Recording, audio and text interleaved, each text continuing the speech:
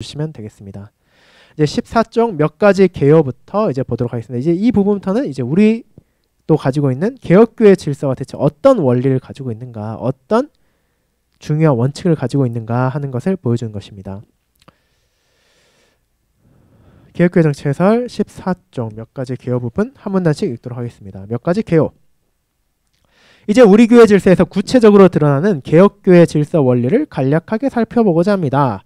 가장 근본적인 원리는 교회의 모든 권위는 교회의 왕이신 우리 주 예수 그리스도께 속한다는 것입니다. 이 점에 대해서는 로마 교황조차도 동의할 것입니다. 그러나 중요한 문제는 이 고백이 교회 연합의 실제적인 구조 속에서 어떻게 구현되는가입니다.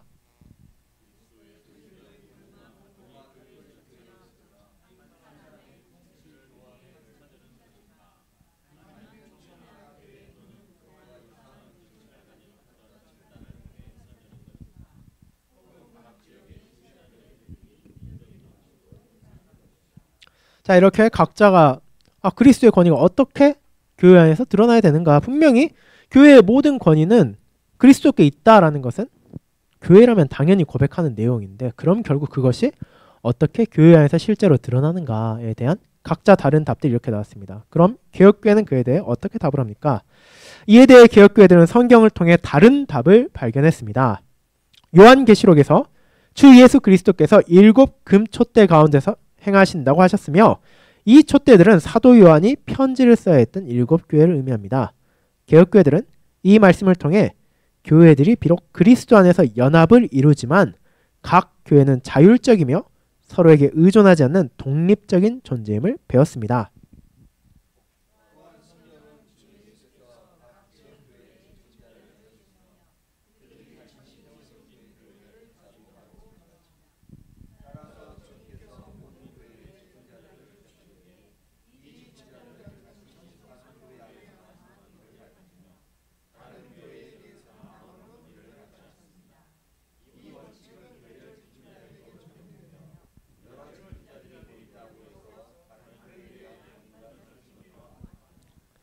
그러므로 각 교회가 왕이신 그리스도께 순종하며 서로 교류하고 서로 돕기 위해 연합을 형성할 때, 이는 신앙의 일체를 구체적으로 표현하는 것일 뿐 하나님께서 주신 권위를 광해로 이전하는 것은 아닙니다. 즉, 교회들은 연합을 이루며 더 큰 회의체의 결정을 받아들이기로 약속했지만, 이는 어디까지나 언약과 연합 속에서 교회들이 스스로 자발적으로 맺은 약속이지 광역회의가 개별교회 위에 군림하는 구조가 아닙니다.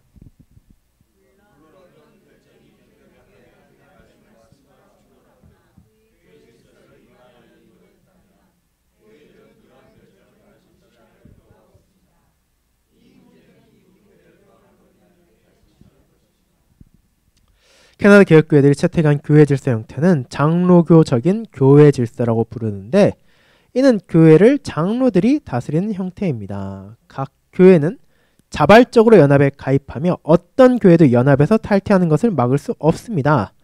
여기서 우리가 논의하는 것은 연합에서 떠나는 것이 주님의 뜻에 어긋나는지의 문제가 아닙니다. 여기서 강조하고자 하는 점은 교회 연합이 자발적인 성격을 가진다는 것입니다. 즉, 어떤 상위 기관이나 권위가 교회가 연합에 가입하도록 강요하거나 연합에서 떠나는 것을 막을 수 없습니다.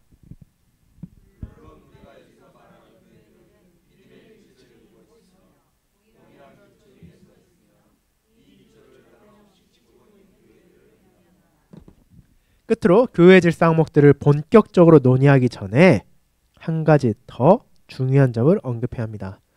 우리는 캐나다 개혁교회 단수라고 하지 않고 캐나다 개혁교회들, 즉 복수라고 말합니다. 이는 단순한 표현상의 차이가 아니라 중요한 원칙의 문제입니다. 이 표현을 통해 우리는 교회들이 하나의 국가적인 조직을 이루고 개별 교회들이 그 조직의 하위 지부로 간주되는 것이 아님을 명확히 합니다. 다시 말해 캐나다 개혁교회 연합은 개별 교회들이 자율적으로 다스려지는 연합이지 국가적인 본부나 중앙위원회에 의해 운영되는 조직이 아닙니다.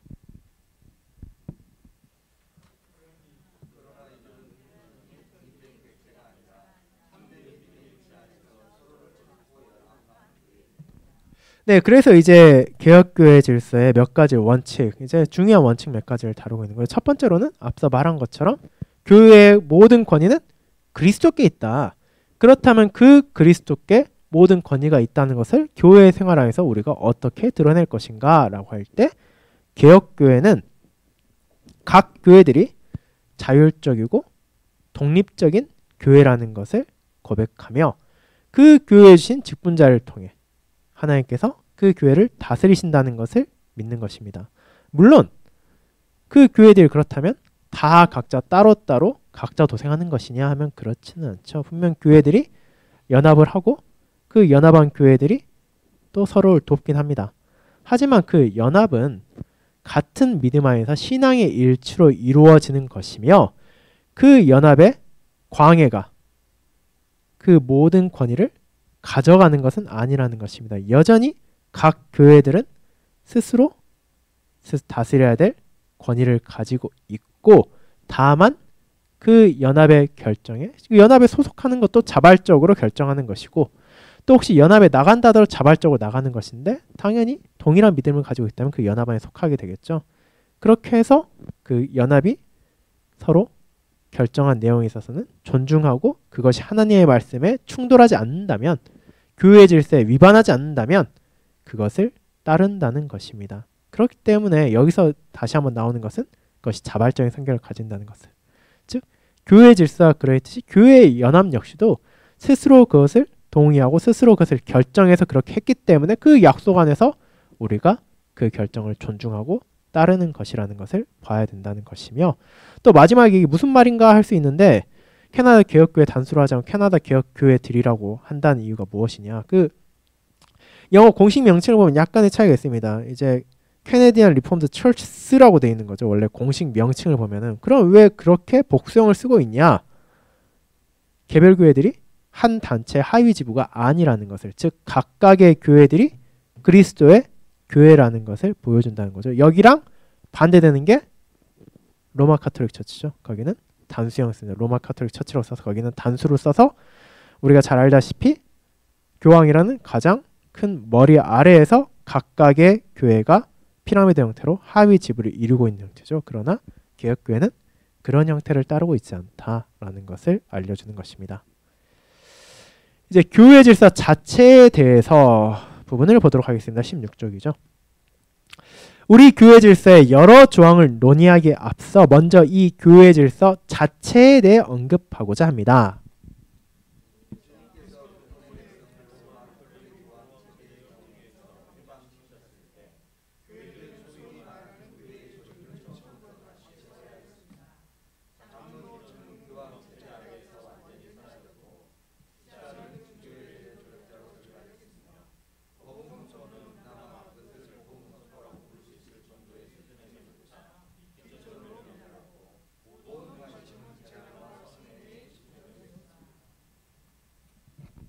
그렇다면 교회들은 어떻게 지역교회 생활을 형성하고 서로 간의 연합을 구축하며 이 모든 것이 하나님의 말씀과 완전히 조화를 이루도록 하면서도 7개의 금 등잔대 가운데 거니시는 주 예수 그리스도의 왕 되심을 온전히 존귀하게 할 수 있었습니까?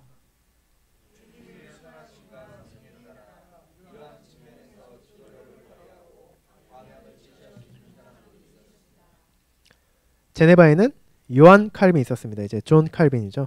그는 성경적 의미에서 참된 서기관으로 성경을 깊이 연구하고 이에 순종하는 사람이었습니다. 그는 하나님 말씀의 요구에 따라 그곳에서 교회를 조직하기 위해 최선을 다했습니다. 또한 칼빈은 광범위한 서신 교류를 하였으며 프랑스인이었던 만큼 프랑스 개혁교회들을 특별히 돌봤습니다.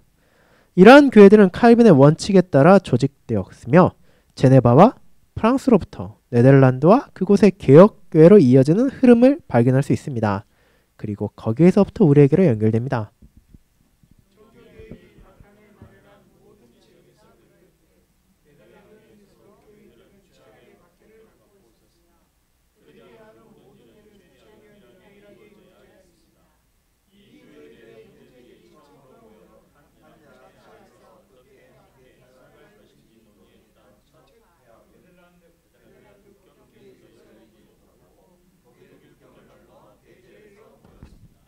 이 모임은 공식적인 교회 회의가 아니었습니다. 우리가 알고 있는 한 참석한 형제들은 교회로부터 공식적으로 위임받은 것이 아니었으며 이에 대한 증거도 남아있지 않습니다. 말하자면 이것은 사적인 모임이었습니다.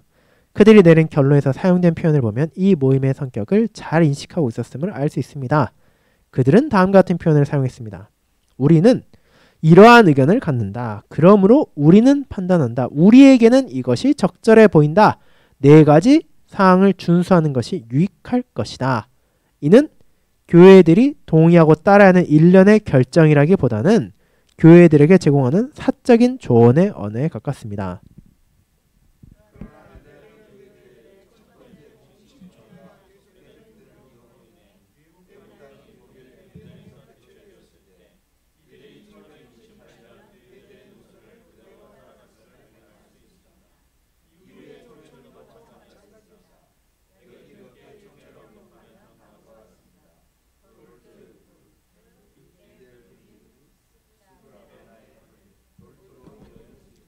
네, 그래서 이제 우리가 돌트 총회 하면 일반적으로 생각하는 건 1618년 19년에 그 총회를 생각하는데 사실은 잘 생각해 보면은 이 총회의 이름은 총회가 열린 장소를 붙인 거기 때문에 그 돌트 총회 자체는 여러 번 있었다는 거죠. 그러니까 굳이 말하자면 뭐 광주에서 일어나면 뭐 광주 총회고 뭐 대구에서 일어나면 대구 총회인데 그 총회가 여러 번 열리다 보면은 한 군데 총회가 여러 번 있을 수 있겠죠. 그렇기 때문에 돌트총회라고 할 때 대표적으로는 1618년 19년 생각하지만 그 이전에도 돌트에서 열린 총회들이 있었다라는 것도 보게 됩니다.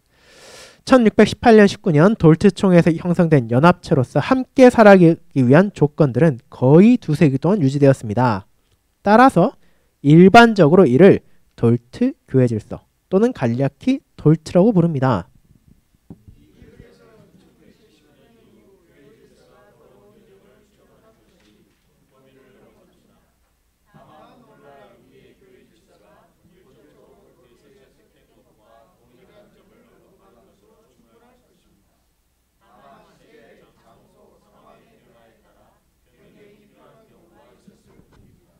지난 400여 년 동안 우리의 교회 질서가 어떻게 다루어졌는지에 관심 있는 사람들은 충분히 다양한 참고서와 학문적인 저서를 찾아볼 수 있습니다.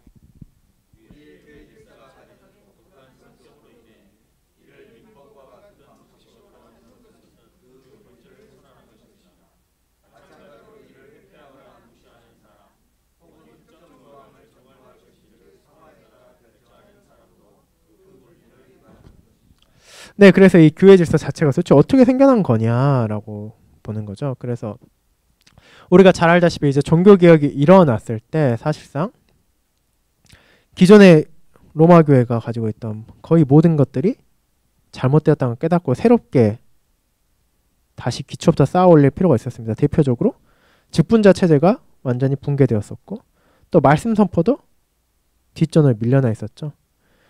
그리고 성례 역시도 잘못된 방향으로 사용되고 있었습니다. 그렇기 때문에 그럼 어떻게 해야 이 교회 생활을 성경에 따라서 바르게 할 수 있도록 질서를 세울 것인가? 어떻게 정말로 성경에 나온 대로 적당하고 질서 있게 할 수 있을 것인가?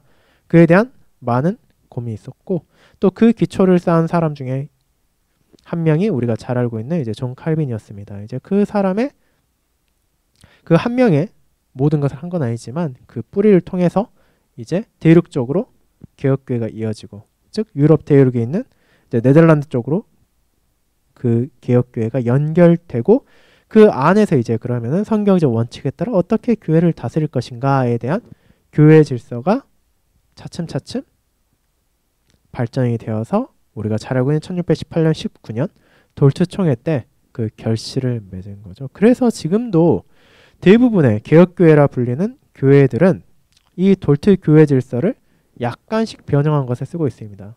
원칙 자체는 거의 동일하고 원칙은 사실상 동일합니다. 원칙은 동일하되 그 교회의 상황에 따라 몇 가지 조항이 추가되기도 하고 몇 가지 조항이 수정되기도 하는 그 정도의 차이를 있을 뿐이지 돌트 교회 질서는 여전히 그 영향을 강하게 발휘하고 있죠. 그리고 사실 우리 교회가 가진 교회 질서도 항목이 몇 개 늘어났긴 했지만 돌트 교회 질서의 근본을 두고 있고 본질적으로는 그것과 큰 차이를 두지 않고 있고 원칙은 동일합니다. 또 그 부분을 우리가 또 이 다음 부분을 살펴보면서 이제 바라보게 될 것입니다. 이제 19쪽 1조 보도록 하겠습니다. 네, 1조 목적과 구분이죠. 즉 교회 질서의 목적이 무엇인가, 교회 질서가 어떻게 구분되는가에 대한 것입니다. 그 항은 이제 여러분께서 읽어주시기 바랍니다.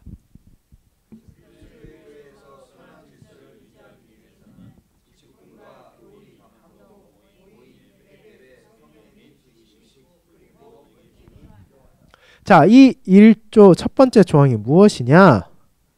이 교회 질서가 무슨 목적을 가지고 있는가? 이 교회 질서가 무슨 내용들을 다루고 있는가에 대한 것입니다. 여러분이 이것을 쉽게 이해하려면 교리문답 1주일 생각해 보시면 될 것입니다. 하이데벨 교리문답 제1주일 보면 1문답에서 이 교리문답은 대체 무엇을 위한 것인가? 신자의 참된 위로에 대해 다루고 있다.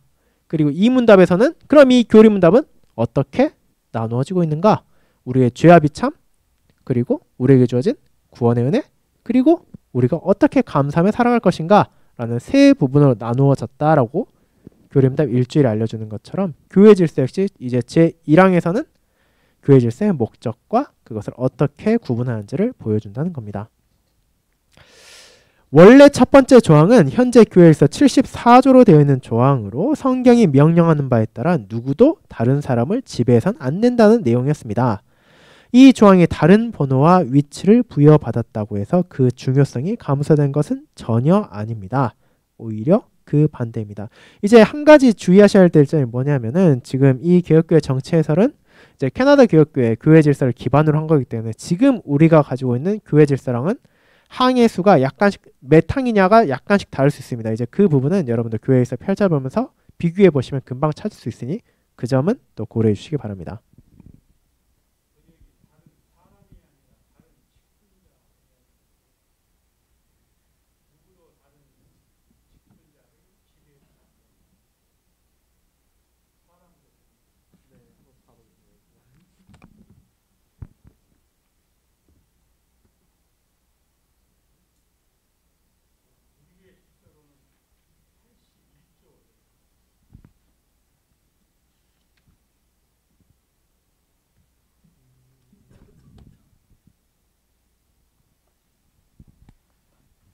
네, 우리 교회 질서는 816쪽에 나와 있는 건데 이제 더 정확하게 말하자면은 이제 단순히 다른 직분만이 아니라 어떤 교회도 다른 교회들을 지배하지 않아야 되고 어느 직분자도 다른 직분자들을 지배하지 않아야 되고 이 부분이 정확하게 뭔지는 또 그에 다루는 또 항목에서 좀 더 살펴보도록 하겠습니다.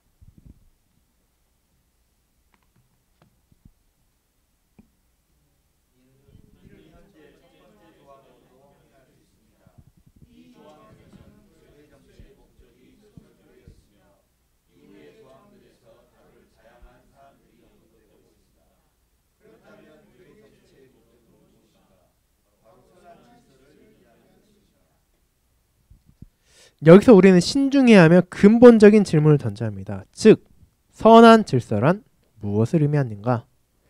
이는 교회가 규율과 규칙을 통해 모든 사람이 각자의 위치에서 엄격하고 정확하게 움직이도록 해야 한다는 뜻입니까? 만약 이런 시각에서 접근한다면 이는 교회와 교회 정치가 채택한 질서를 심각하게 오해하는 것이 됩니다.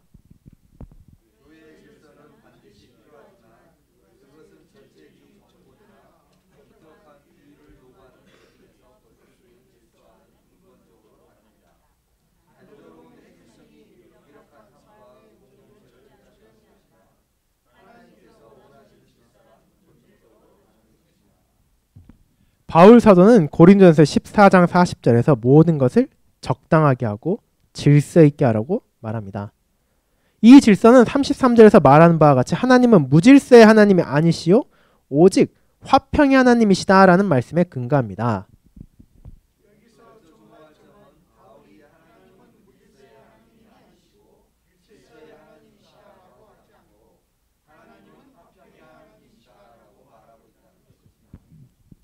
현대 세계에서 평화라는 단어는 단순히 전쟁이나 싸움이 없는 상태를 의미하는 경향이 있습니다.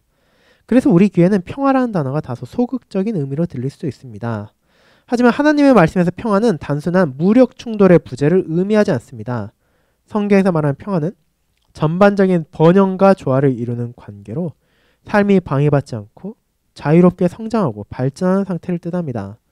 그러한 조화로운 관계는 명확한 합의가 이루어지고 그 합의가 충실하게 지켜질 때만 가능합니다.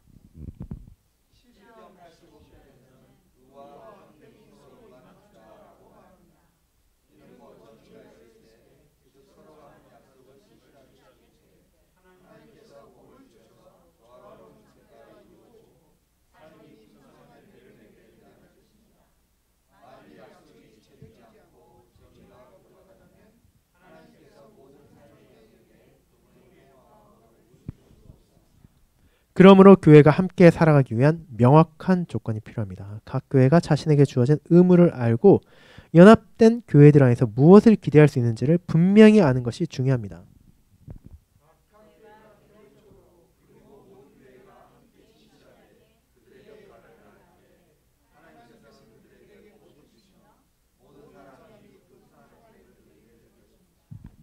자, 그래서 이제 교회 질서가 말하는 선한 질서가 무엇인가 할 때 그 질서가 있어야 되니까 마치 우리가 군대가 움직이듯이 모든 사람이 딱 동일하게 딱딱딱 움직이고 동일한 말과 동일한 행동을 해야 되냐 하면 그것은 아니라는 겁니다. 이제 각자의 삶 가운데 하나님의 뜻에 따라서 우리가 살아가고 또 그와 같은 성도들이 주님의 뜻에 따라서 교회를 세워나가는 것, 그리고 그것은 동시에 하나님께 주신 뜻 안에서 교회 질서가 지켜지는 것이 가능할 때 이루어진다라는 것을 보여주고 있죠. 그러니까 서로 간에 교회가 대체 무엇인지를 함께 고백하고 그 교회가 어떻게 다스려져야 될지를 함께 인정한 상태에서 그 동의가 충실하게 지켜질 때 이 선한 질서가 유지될 수 있고 또 교회가 세워져 나갈 수 있다라는 것입니다.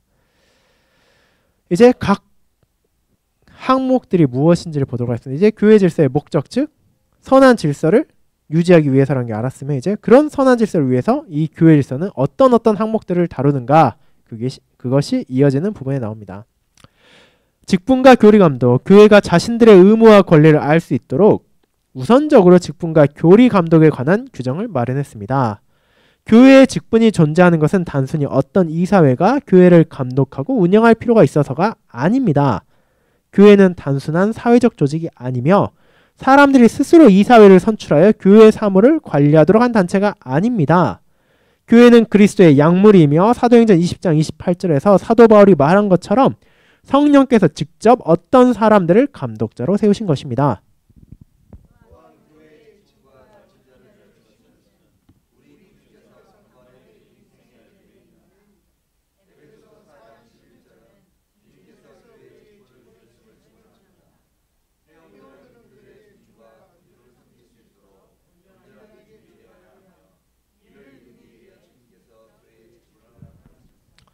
이와 같은 계시에 순종하여 벨시신앙고백에서 제30항에서는 다음과 같이 고백합니다. 우리는 이 참된 교회가 주님의 말씀을 따라 영적인 질서에 다스려져야 믿는다. 그러므로 교회에는 목사, 장로, 그리고 집사가 있어야 합니다.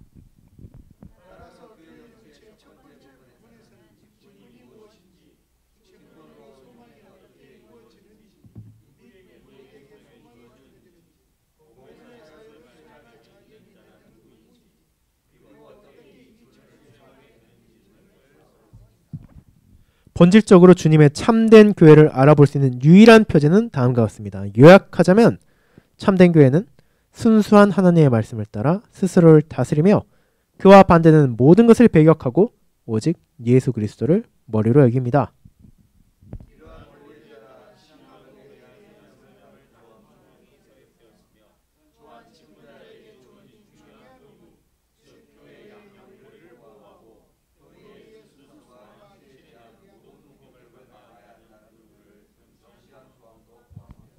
자, 그래서 교회에 있어서 먼저 다룬 것은 직분에 대한 거죠. 우리가 아니 직분이 도대체 왜 중요한가? 라고 생각할 수 있지만 이 교회 질서라는 것은 우리가 지난 시간 서론에도 보았지만 실제로 단순한 행정적인 유익을 위해 산 게 아니라 정말로 그 교회가 하나님 말씀 어떻게 이해하고 어떻게 교회를 세워나가는 것이 바르다라고 생각한 것을 정리한 것이라 봐야 됩니다. 그렇기 때문에 이 안엔 당연히 직분론이 있을 수밖에 없죠. 하나님께서 어떤 사람들을 직분자로 세우셨는가, 어떤 사람들을 직분자로 교회해 주시고 그들을 통해 어떻게 교회를 다스리시는가 하는 부분이 반드시 들어가야 되고 그렇게 이 교회 질서에서는 직분이 대체 누구이고 그 직분자의 소명이 무엇이며 어떤 사람들이 직분을 가지고 되고 그 직분을 어떻게 수행하는지 그리고 그 직분자들이 또 어떤 방식으로 성도들을 도울 수 있는지 이런 부분이 포함되어 있다는 겁니다.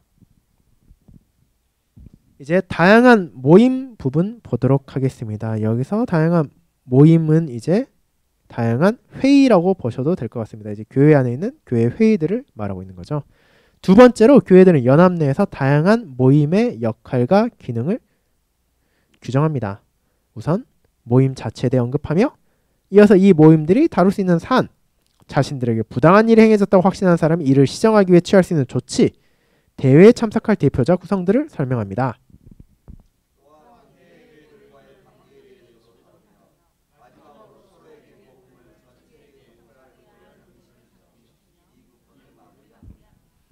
그래서 교회 안의 회의들도 이 교회 질서에 다룬다는 거죠. 그러니까 앞서 말했듯이 개혁교회 교회 질서는 독립주의를 지향하지도 않습니다. 그렇기 때문에 당연히 교회들이 함께 연합하고 함께 도왔고 함께 일을 해야 되는 것이 있는데 그를 위해서는 당연히 그들이 함께 모여서 논의를 해야겠죠. 그런 회의들이 어떤 게 있는지 그 회의는 어떤 성격을 가지고 있는지 그 회의는 우리가 어떻게 받아들여야 하는지 그리고 그 회의는 어떻게 구성되는지 이와 같은 부분들이 이 교회 질서 안에 포함되어 있습니다. 이제 예배와 의식 부분 보도록 하겠습니다. 교회 정치의 세 번째 부분은 예배에 관한 조항들을 다룹니다. 예배 모임, 특별한 날, 예배 시간에 부를 찬송, 교회 내에서 시행되는 의식 및 그 절차에 대해 규정합니다.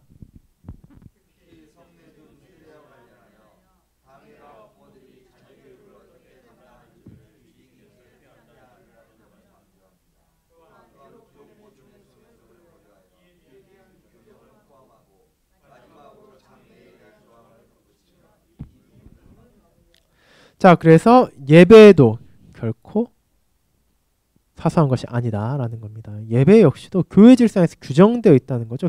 그냥 가까이 교회들 우리는 예배 이렇게 드릴래요. 우리는 예배 이렇게 드리는 게 맞는 것 같습니다. 우리는 예배 저렇게 드리는 게 맞는 것 같습니다. 알아서 하는 게 아니라 교회 질서 안에서 합의된 내용에 따라서 예배를 드려야 된다는 겁니다. 그리고 그 합의는 누가 억지로 시킨 것도 아니고 각 교회들이 자발적으로 동의를 한 거죠. 그렇기 때문에 그 동의에 따라서 예배를 드려야 된다. 그리고 이제 예배만이 아니라 교회 안에 있는 성례 그리고 성례 외에도 또 교회 안에서 있을 수 있는 다양한 의식과 절차들을 어떻게 우리가 행해야 되는가 이 부분들이 포함되어 있습니다. 이제 권징 부분 보도록 하겠습니다. 네 번째 부분에서는 교회의 권징에 대해 다룹니다. 이는 일반적인 권징과 직분자들에 대한 특별한 권징을 포함합니다.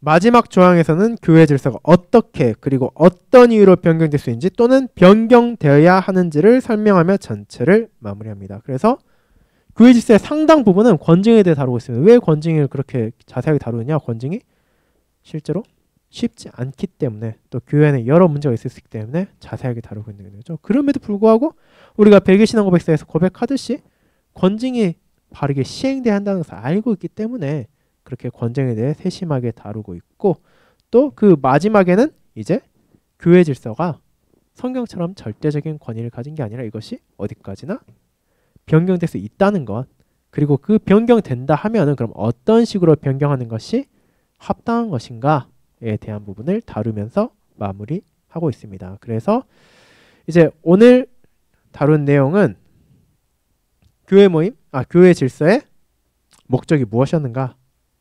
선한 질서를 유지하기 위한 것.